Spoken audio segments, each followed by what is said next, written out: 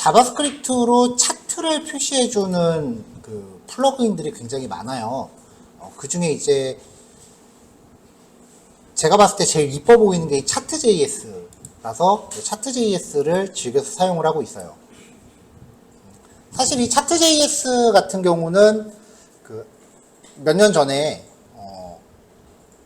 그 코로나 상황판 거기에서 사용됐었던 라이브러리라서 그때 보고 괜찮은데 싶어갖고 그냥 저도 필요할 때마다 얘로 이제 그래프를 계속해서 쓰고 있어요.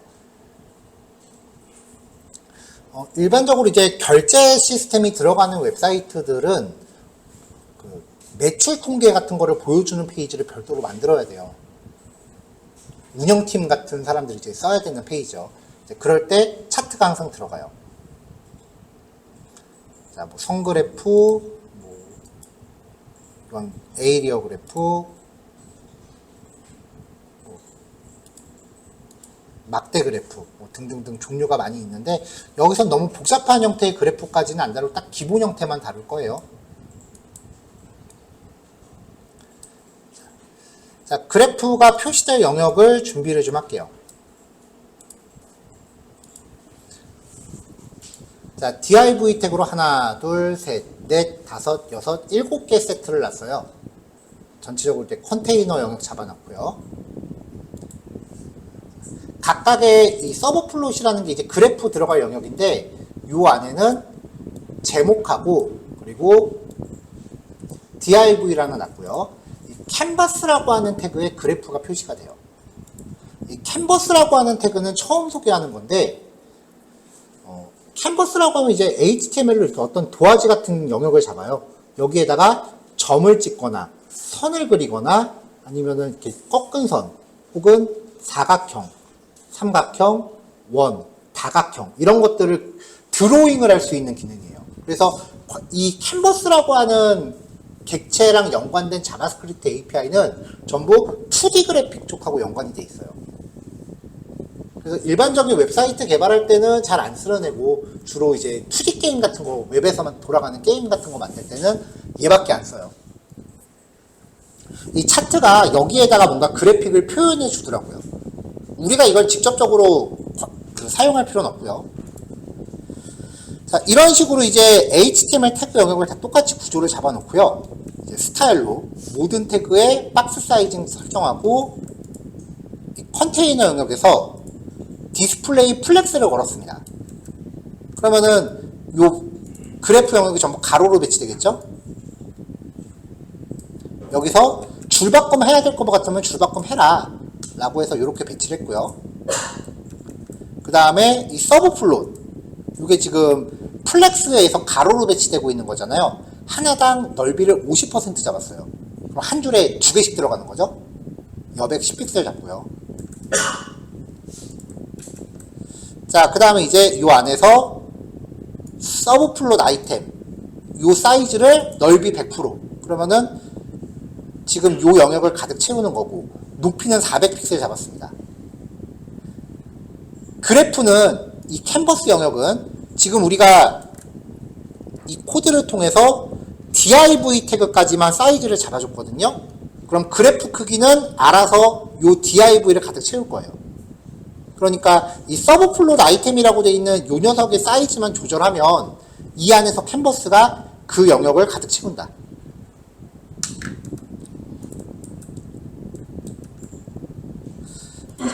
차트.js를 위한 자바스크립트 참조를 했어요. 그 다음에 그래프에 사용할 데이터들을 미리 배열로 좀 준비했습니다. 학생 이름, 국어, 영어, 수학 점수예요. 그 다음에 각각의 그래프를 표현할 캔버스 마이차트 1부터 마이차트 6까지 있거든요. 7까지 얘네들을 다 자바스크립트 객체로 미리 만들어 놨어요.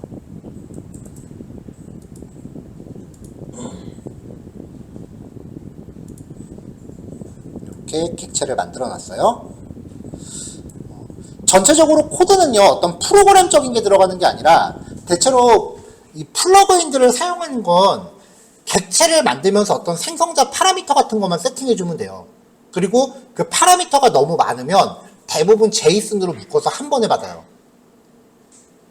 그러니까 이거는 어떤 로직을 짜는 게 아니라 그냥 전체적인 양식을 기억해 놨다가 설정을 하는 거예요. 값만 바꿔가면서. 대부분의 플러그인들 사용법이 그래요. 자, 일단 첫 번째 그래프입니다.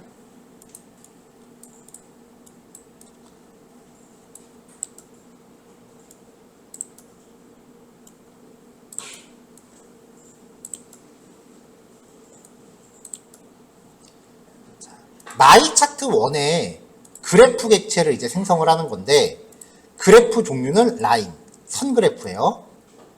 그래프 종류들은 이렇게 쭉 제가 대표적인 그래프들 적어놨고요. 얘네들을 이제 오늘 예제로 볼 거예요.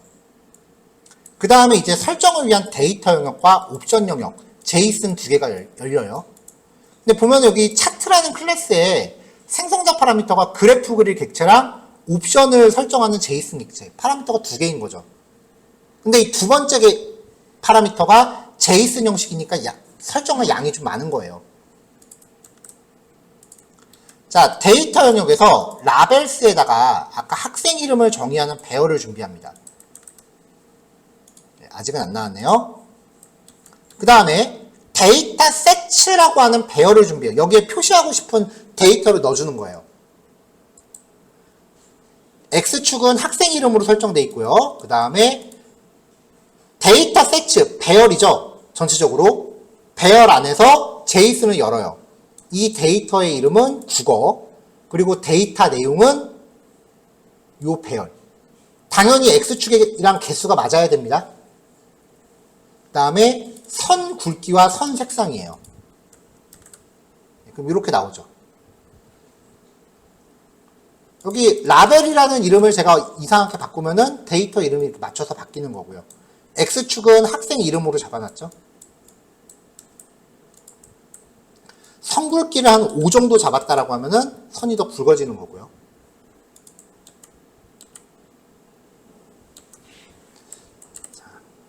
데이터 셋이라고 하는 게 전체적으로 배열이잖아요.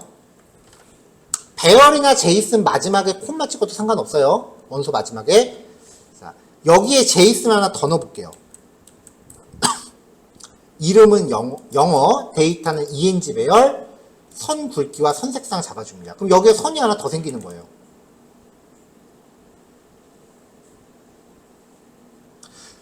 자, 그 다음에 이제 그래프 옵션 쪽을 볼게요. 이거는 그냥 무조건 넣으시면 되는데, 메인테인 에스펙트 레티오? 뭐라고 읽어야 될지 잘 모르겠는데, 이 값을 false로 주는 걸 무조건 넣으세요. 자, 이걸 넣기 전에는요, 아까 서브 플롯이라고 만들어놨던 영역이 요만하거든요? 근데 그래프는 가로만 가득 채우고 지가 알아서 세로 높이를 가진 거잖아요. 근데 이 옵션을 false라고 잡아주면은 내가 설정한 div 영역을 다 가득 채워요, 이렇게. 그러니까 이게 지가 스스로 높이 값을 설정할지 여부를 의미하는 것 같아요. 그러니까 괜히 얘한테 높이 값 자동으로 하지 말고 그냥 내가 div를 통째로 스타일로 제어하면서 높이를 설정하는 게 더 나은 것 같아요. 제가 봤을 땐. 자, 이렇게 해서 이제 선 그래프인데요. 여기서는 선 그래프를 화면에 표시하는 방법만을 제시하는 거지 사실 이게 제대로 된 선 그래프는 아니에요. 선 그래프를 표현할 때는 X축이 항상 시간과 관련이 있어야 돼요. 그리고 Y축은 어떤 한 가지 지표. 그래서 1학년, 2학년, 3학년, 4학년, 5학년이라고 했을 때 학년별 점수 변화, 어떤 학생 한 명에 대한 학년별 점수 변화, 이렇게 한 가지 지표가 시간에 따라 어떻게 바뀌는지를 보여주는 게 선그래프지, 이렇게 카테고리 값으로 X축을 지정하면 안 돼요. 이거는 차라리 막대 그래프가 더 나은 케이스예요. 그래서 선그래프의 다른 이름은 시계열 그래프라고 해요. 이거는 그냥 선그래프 그리는 방법만 보여드린 거예요. 그러니까 우리 쇼핑몰의 월별 매출액이 어떻게 변화하고 있는지, 그럼 매출이 올라가고 있는지 내려가고 있는지 보일 거 아니에요. 그런 걸 이제 표시하는 거고요.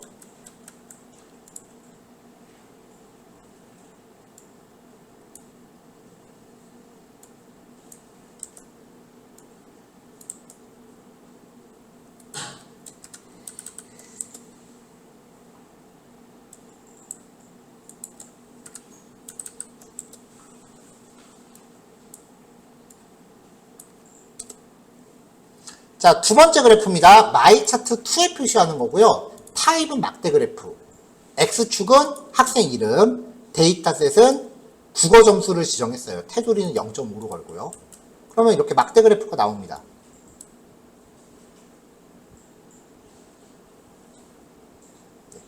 이거는 이제 상품 카테고리별 매출액, 뭐 이런 식으로 어떤 집단별 평균이나 합계를 비교할 때 사용을 해요.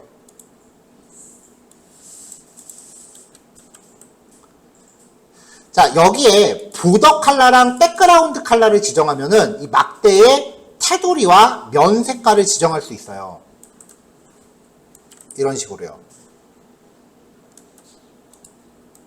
이런 식으로 이제 막대의 색깔을 지정해 줄 수 있는데, 지금 전체적으로 막대기가 5개죠.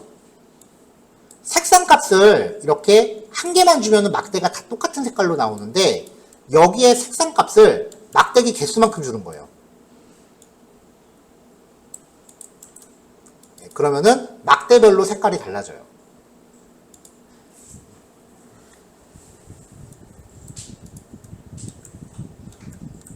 자, 얘도 이제 Y축의 사이즈를 동적으로 잡지 말고 그냥 부모를 가득 채워라 라고 옵션을 걸면은 이렇게 나오죠.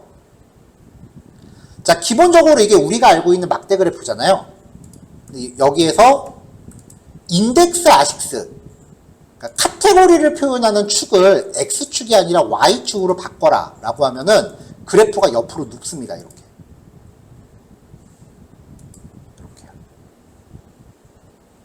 요게 X축, Y축을 설정하는 값이에요. 자, 이게 이제 막대 그래프이고요.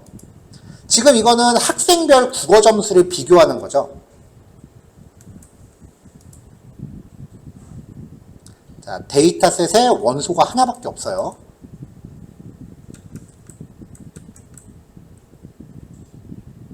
자, 그러면 마이차트3에 또 막대 그래프인데요. 학생 이름. 이번엔 데이터셋이 2개예요. 그러면 막대가 철수에 대해서 국어와 영어 점수, 영희에 대해서 국어와 영어 점수. 이런 식으로 데이터셋이 2개가 나오면 이 X축 하나에 지표가 2개씩 뜨는 거죠. 하나 더 들어가면 3개씩 뜨겠죠. 그러니까 이거는 어떤 그 카테고리별로 뭐 성별에 따른 매출 차이를 비교한다거나 그럴 때 사용할 수 있을 겁니다.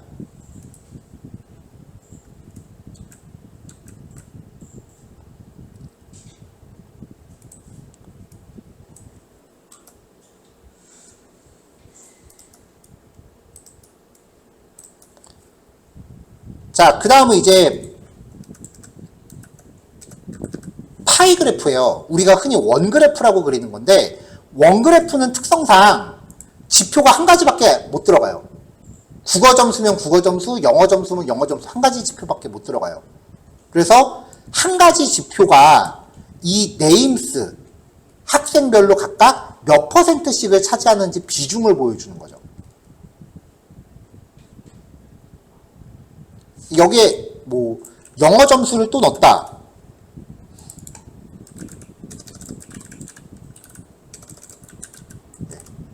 그러면 뭐 이렇게 표시하긴 하는데 이거는 보기 더 어지러워요. 안에 게 영어고 바깥에 게 국어 점수가 되는 거잖아요. 이건 더 어지러우니까 그 원 그래프는 대체적으로 한 가지 지표만 놓고 하시면 돼요. 자, 기본적으로 색상은 얘가 알아서 이렇게 잡아주는데 항목별로 색깔을 다르게 주고 싶다라고 하면은 이제 보더 컬러랑 백그라운드 컬러를 똑같이 지정해서 색상을 내가 설정할 수 있고요. 자, 여기서도 옵션으로 높이 값을 부모를 가득 채워라 라고 설정해 주면은 사이즈 내가 조절할 수 있고요. 플러그인스라는 옵션을 또 주면서 레전드가 범주거든요. 기본적으로 범주가 위에 나오죠. 모든 그래프 다 마찬가지인데요. 여기서 범주의 위치를 왼쪽으로 줘라 라고 하면은 범주가 이렇게 왼쪽으로 들어갑니다. 막대 그래프도 마찬가지예요. 막대 그래프도 옵션에서 범주를 왼쪽으로 줘라 라고 하면 범주가 왼쪽으로 가요.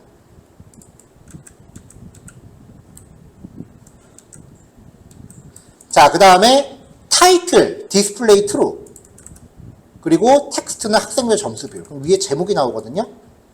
근데 사실 이 타이틀 옵션은 개인적으로 비추해요. 왜냐면 글자가 너무 안 이쁘잖아. 차라리 HTML로 제목 직접 넣는 게 낫지.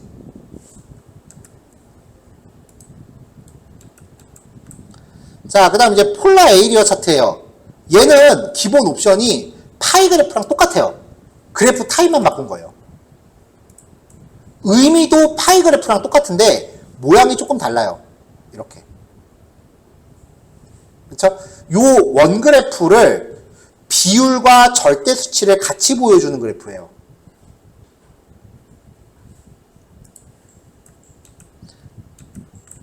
자, 도넛 그래프도 파이 그래프랑 코드 다 똑같고요. 타입만 바꿨습니다. 그러니까 파이 그래프를 하나 만든 다음에 요 두 개는 코드 복사한 다음에 타입 값만 바꾸시면 돼요. 도넛 그래프는 이 파이 그래프에서 가운데가 뚫려 있는 거예요. 다 비슷비슷한 거죠. 자, 마지막 3점도 그래프는 사실상 이거는 우리는 실습 안 해도 되기는 해요. 자, 스캐터 차트라고 하는 건데, 자, 라벨에 국어 점수를 넣고요. 그리고 데이터에 영어 점수를 걸었어요. 특이사항은 요거예요. 국어 점수에 따른 영어 점수예요. 그러면 이렇게 표시가 됩니다. 자, 그럼 얘는 국어 점수가 X축이 국어인 거고 Y축이 영어인 거예요. 그래서 국어 점수가 한 64점 정도인 학생이 영어 점수가 60이었다. 국어 점수가 71점 정도인 사람이 영어 점수가 60이었다. 국어 점수가 93점 정도인 학생이 영어 점수가 70이었다. 국어 점수가 한 88점 정도인 학생이 영어 점수가 90이었다. 마지막으로 국어 점수가 한 98점 정도 되는 애가 영어 점수가 82점이었다. 이런 식으로 국어 점수에 따른 영어 점수를 계산을 합니다. 표시를 합니다. 사실 이걸로만 봐서는 잘 몰라요. 예를 들 수 있는 게 뭐 국어 대신에 그 나이에 따른 결제 금액 뭐 이렇게 놓을 수 있어요. 그러면 이제 이걸 봤을 때 이걸 어떻게 쓰냐면은 자, 지금부터 하는 얘기는 그냥 한 귀로 듣고 한 귀로 흘리셔도 돼요. 자, 엄청나게 많은 그 연산을 적용을 해서 이 점들을 가장 근접하게 통과하는 직선을 하나 찾아요. 예를 들면은 여기서는 한 요 정도 되겠네요. 그럼 이 직선의 방정식을 찾아요. fx는 기울기니까 ax 플러스 b라고 나오겠죠. 직선의 방정식이니까. 이게 y인 거죠. 그러면 다시 말하면 영어 점수는 A 곱하기 국어 점수 플러스 B가 되는 거잖아요. 이 직선을 설명할 수 있는 A와 B를 찾는 거예요. 그러면 국어 점수가 몇 점이면 영어 점수가 몇 점일 거다라고 예측이 되겠죠. 이거를 회계 분석이라고 해요. 데이터 분석하는 애들이 보통 이거 하는 거예요. 그래서 이 직선의 방정식을 찾는 게 제일 기본이에요.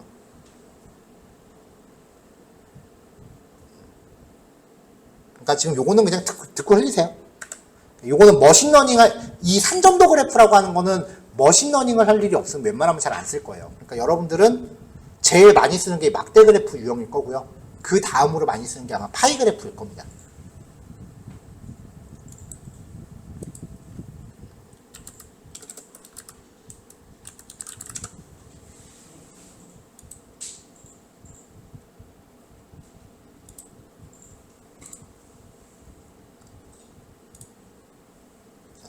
이게 어떤 쇼핑몰에 대한 지금 관리자 페이지인 건데요.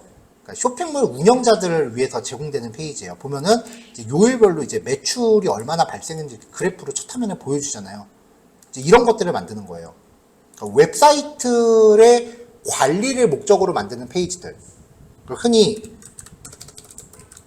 대시보드라고 부르거든요. 대시보드라고 검색하면 이제 대체로 외국계 사이트 디자인이 많이 나오는데 뭐 월별 매출액이라던가 그런 거를 보여주기 위해서 대부분 페이지 메인들이 거의 그래프로 가득 차 있어요.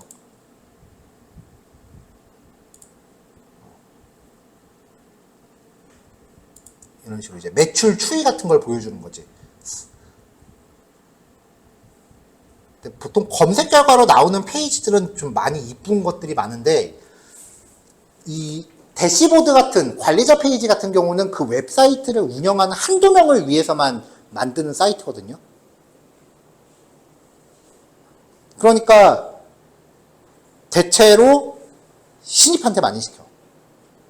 왜냐면 실제 그 고객들이 접속하는 페이지는 불특정 다수들이 접속하는 거니까 못 만들면은 매출에 직결이 되기 때문에 좀 실력 있는 사람들이 만드는 게 맞잖아요. 근데 이거는 못 만들어도 돼. 안 이뻐도 돼.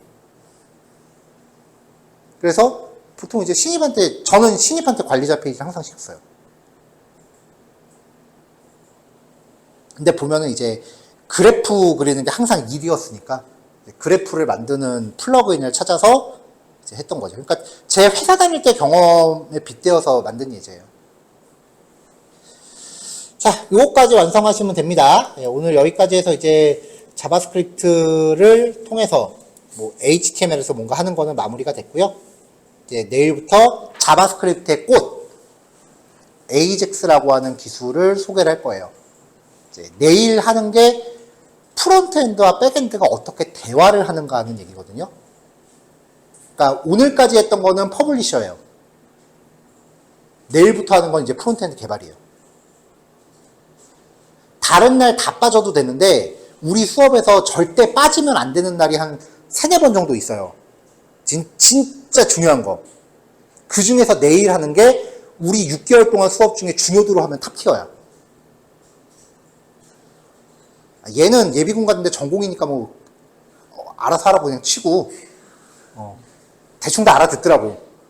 그러니까 얘는 그냥 이거 녹화한 거 볼 텐데 대충 알아들을 것 같으니까 얘는 논외로 하고, 다른 분들은 다른 날은 몰라도 내일 지각이나 결석하면은 6개월치 수업 안 듣는 거랑 마찬가지예요. 무슨 일이 있어도 내일은 나오세요. 내일 수업이 6개월 진도 중에 제일 중요해, 진짜. 내일 거 진도가 정리가 안 되면 뒤에 스프링을 배워도 의미가 없어.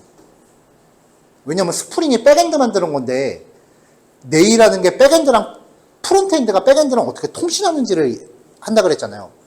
그러니까 내일 게 정리가 안 되면 스프링을 만들어도 쓸데가 없어. 그러니까 내일은 절대 지각이나 결석하지 마세요. 자, 여기까지.